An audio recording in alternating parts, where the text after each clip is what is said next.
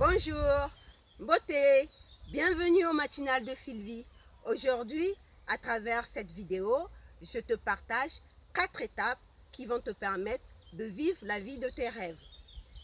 Aujourd'hui, grâce à Internet et aux nouvelles technologies, chacun de nous est capable de se créer une vie sur mesure.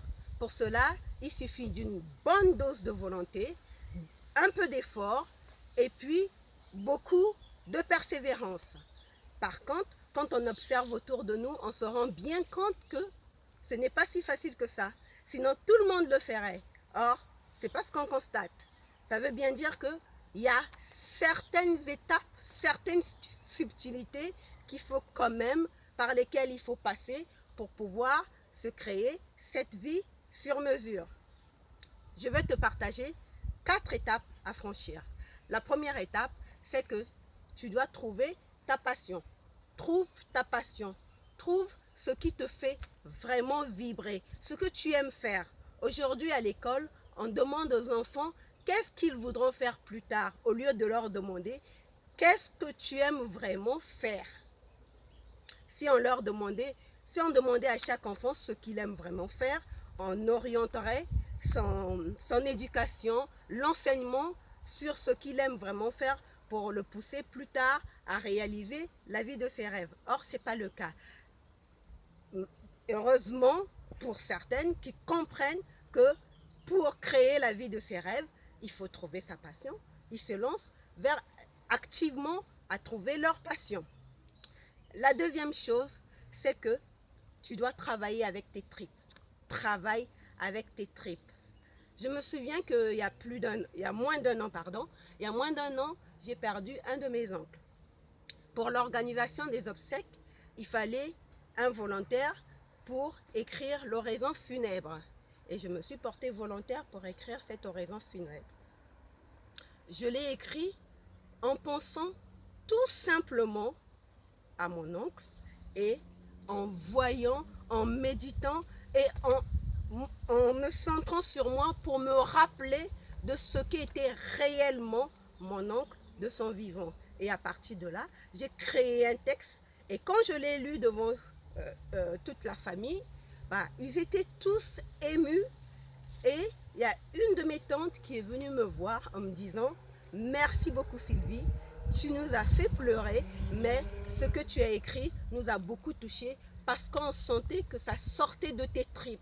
Et j'aimerais bien que tu me donnes une copie de ton texte. » Ça montre bien que quand on travaille avec ses tripes, on crée quelque chose de merveilleux, quelque chose que d'autres peuvent apprécier et en faire aussi quelque chose.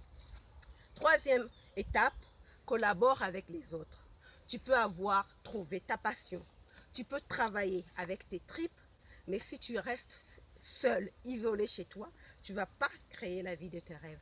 Parce que dans la vie, on a besoin de collaborer avec les autres. On a besoin des partenaires sur le plan professionnel. Et ces partenaires, on peut les atteindre comment? On peut les trouver comment? On peut les attirer comment? En leur prouvant que ce que nous le faisons avec passion et surtout que ça sort de nos tripes. Et enfin, quatrième étape, continue d'apprendre. Ceux qui ont réussi dans cette vie, dans ce monde, apprennent tous les jours, passent leur temps à investir dans des formations, dans de nouvelles activités, mais ils continuent d'apprendre. La plupart des gens se contentent du cursus scolaire et une fois qu'ils ont leur diplôme, ils arrêtent d'apprendre et ils vont chercher un travail. Alors que ce n'est pas comme ça qu'on peut se créer une vie sur mesure, qu'on peut réaliser son idéal.